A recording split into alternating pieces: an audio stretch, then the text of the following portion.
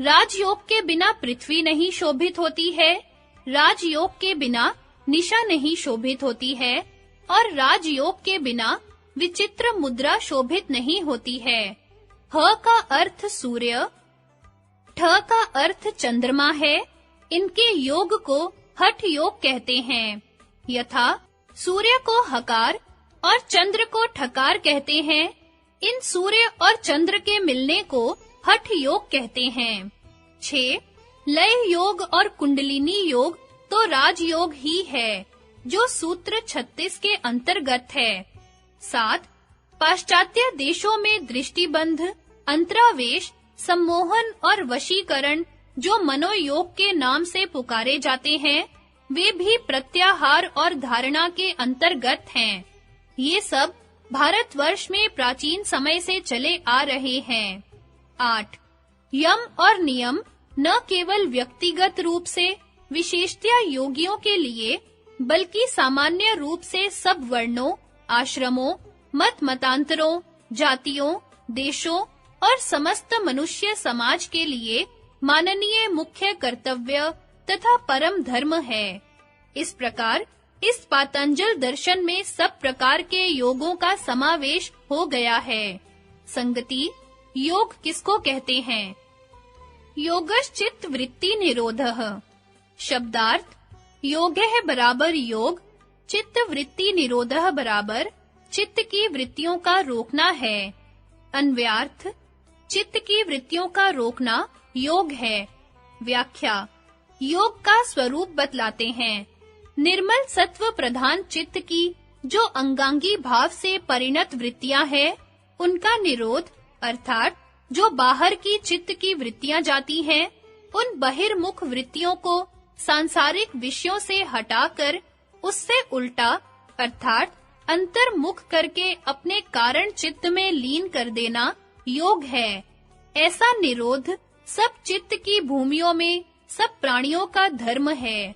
जो कभी किसी चित्त में प्रकट हो जाता है, प्राय चित्तों में छिपा हुआ ही रहता है। सूत्र में केवल चित्त वृत्ति निरोध शब्द है, सर्व चित्त वृत्ति निरोध नहीं है। इससे सूत्रकार ने संप्रज्ञात और असंप्रज्ञात दोनों प्रकार की समाधियों को योग बतलाया है। अर्थात असंप्रज्ञात समाधि जिसमें सब वृत्तियों का निरोध हो जाता है, वह निरुद्ध अवस्था तो योग है ही, किंतु संप्रज्ञात समाधि भी जिसमें सात्विक एकाग्र वृत्ति बनी रहती है, वह एकाग्र अवस्था भी योग के लक्षण के अंतर्गत है। अर्थात चित्त से तम का मल रूप आवरण और रजस की विक्षेप रूप चंचलता निवृत्त होकर सत्व के प्रकाश में जो एकाग्र वृत्ति रहे, उसको भी योग समझना चाहिए। सारी सृष्टि सत्व, रजस और तमस इन तीन गुणों का ही परिणाम स्वरूप है। एक धर्म, आकार अथवा रूप को छोड़कर धर्मांतर के ग्रहण अर्थात दूसरे धर्म, आकार अथवा रूप के धारण करने को परिणाम कहते हैं। चित्त इन गुणों का सबसे प्रथम सत्व प्रधान परिणाम है, इसलिए इसको चित्त सत्व भी कहते हैं। यह इसका अपना व्यापक स्वरूप है। यह सारा स्थूल जगत जिसमें हमारा व्यवहार चल रहा है, रज तथा तम प्रधान गुणों का परिणाम है। इसके बाह्य अथवा आभ्यंतर संसर्ग से जो चित्त सत्व में क्षण-क्षण गुणों का परिणाम हो रहा है, उसको चित्त वृत्ति कहते हैं। विषय को और स्पष्ट रूप से समझना चाहिए। मानो चित्त अगाध परिपूर्ण सागर का जल है, जिस प्रकार वह पृथ्वी के संबंध से खाड़ी, झील आदि के आंतरिक तदाकार परिणाम को प्राप्त होता है, इसी प्रकार चित्त आंतर राग द्वेष, काम क्रोध, लोभ मोह, भय आदि रूप आकार से परिणत होता रहता है। तथा जिस प्रकार वायु आदि के वेग से जल रूपी तरंगे उठती हैं, इसी प्रकार चित्त इंद्रियों द्वारा बाह्य विषयों से आकर्षित होकर उन जैसे आकारों में परिणत होता रहता है। यह सब चित्त की वृत्तियां कहलाती हैं, जो अनंत हैं और प्रति क्षण उदय होती रहती हैं। इनका विस्तार पूर्वक वर्णन अगले सूत्रों में किया जाएगा। जैसे जल, वायु आदि के अभाव में तरंग, आकार आदि परिणामों को त्याग कर स्वभाव में अवस्थित हो जाता है, वैसे ही जब चित्त बाह्य तथा आभ्यंतर विषयाकार परिणाम को त्याग कर अपने स्वरूप में अवस्थित हो जाता है, तब उसको चित्त वृत्ति निरोध कहते हैं। उपर्युक्त परिणाम रूप वृत्तियां चित्त में इन्हीं तीनों के प्रभाव से उदय होती रहती हैं। चित्त सत्व ज्ञान स्वभाव वाला है। जब उसमें रजोगुण, तमोगुण दोनों का मेल होता है, तब ऐश्वर्य विषय प्रिय होते हैं। जब यह तमोगुण से युक्त होता है, तब अधर्म, अज्ञान, अवैराग्य और अनैश्वर्य को प्राप्त होता है। वही चित्त जब तमोगुण के नष्ट होने पर रजोगुण के अंश से युक्त होता है, तब धर्म, ज्ञान, वैराग्य और ऐश्वर्य को प्राप्त होता है। वही चित्त जब रजोगुण के लेश मात्र मल से भी रहित होता है, तब स्वरूप प्रतिष्ठ कहलाता है। तब चित्त सत्व और पुरुष की भिन्नता का ज्ञान होता है, जिसको विवेक ख्याति अर्थात भेद ज्ञान कहते हैं। विवेक ख्याति के परिपक्व होने पर धर्म मेघ समाधि की अवस्था प्राप्त होती है, जिसको परम पर संख्यान भी कहते हैं। चित्ती शक्ति अपरिणामी और अप्रतिसंक्रमा अर्थात परिणाम, क्रिया और संयोग आदि से रहित तथा चित्त के सारे विषयों की दृष्टा शुद्ध और अनंत है। सत्व गुणात्मक चित्त इस पुरुष से विपरीत है, अर्थात परिणामी और क्रियादि वाला विषयों का स्वयं दृष्टा नहीं, किंतु पुरुष को दर्शाने वाला और जड़ होने के कारण पुरुष की अपेक्षा अशुद्ध तथा अंत वाला है। इस प्रकार चित्त से पुरुष का भिन्न दिखना विवेक ख्याति कहलाती है। जब इस विवेक ख्याति से भी वैराग्य प्राप्त हो जाता है, तब उस विवेक ख्याति का भी निरोध हो जाता है। यह निर्बीज समाधि है। इसको असंप्रज्ञात इसलिए कहते हैं क्योंकि इसमें कोई सांसारिक विषय नहीं जाना जाता है। इस प्रकार संप्रज्ञात और असंप्रज्ञात भेद से चित्त वृत्ति निरोध रूप योग दो प्रकार का है। यह सार्वभौम संप्रज्ञात और असंप्रज्ञात समाधि चित्त का धर्म है, जैसा ऊपर बतलाया जा चुका है। तथापि केवल अंत की दो ऊंची अवस्थाओं में उसका प्रादुर्भाव होता है।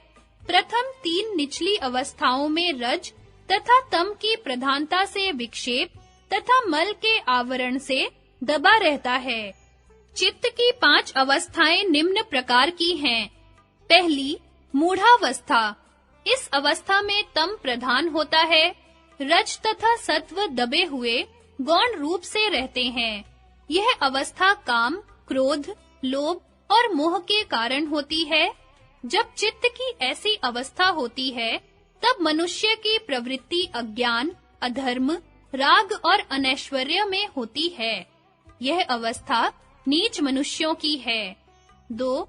क्षिप्तावस्था। इसमें रजोगुण की प्रधानता होती है। तम और सत्व दबे हुए गौण रूप से रहते हैं। इसका कारण राग द्वेष आदि होते हैं। इस अवस्था में धर्म अधर्म, राग विराग, ज्ञान अज्ञान, ऐश्वर्य और अनैश्वर्य में प्रवृत्ति होती है। अर्थात जब तमोगुण सत्व गुण को दबा लेता है, तब अधर्म अज्ञान आदि में, और जब सत्व तम को दबा लेता है, तब धर्म ज्ञान आदि में प्रवृत्ति होती है। यह अवस्था साधारण सांसारिक मनुष्यों की है। 3. विक्षिप्तावस्था। इस अवस्था में सत्व गुण प्रधान होता है। रज तथा तम दबे हुए गौण रूप से रहते हैं। यह निष्काम कर्म करने तथा राग द्वेष, काम क्रोध, लोभ और मोह आदि के छोड़ने से उत्पन्न होती है।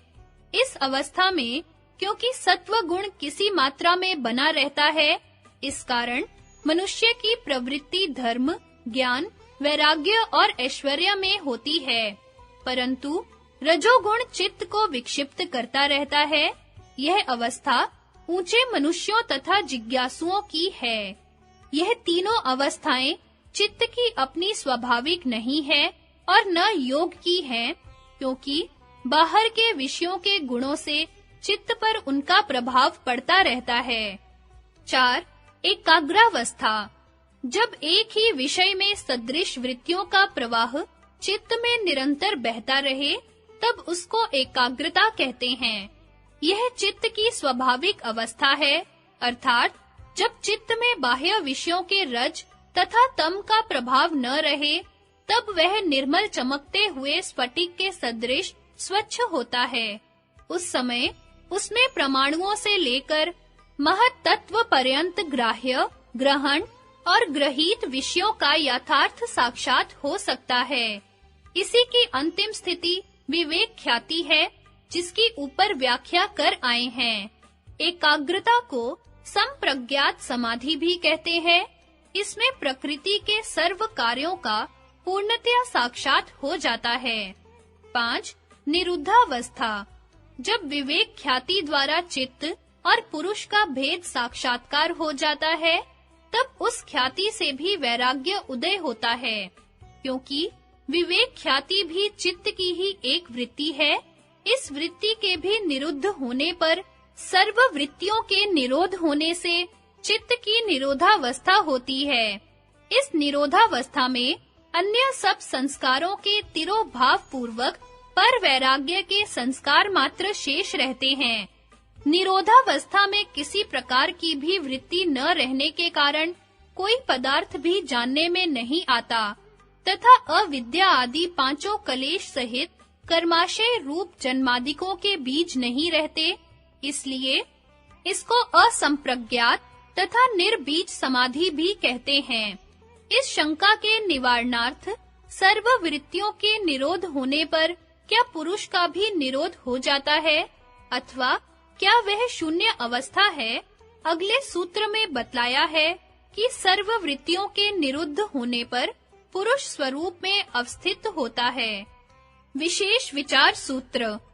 योग के विषय को समझने के लिए चित्त के स्वरूप तथा सृष्टि क्रम का ज्ञान अति आवश्यक है, इसलिए इसका कुछ विस्तार पूर्वक वर्णन कर देना उचित समझते हैं।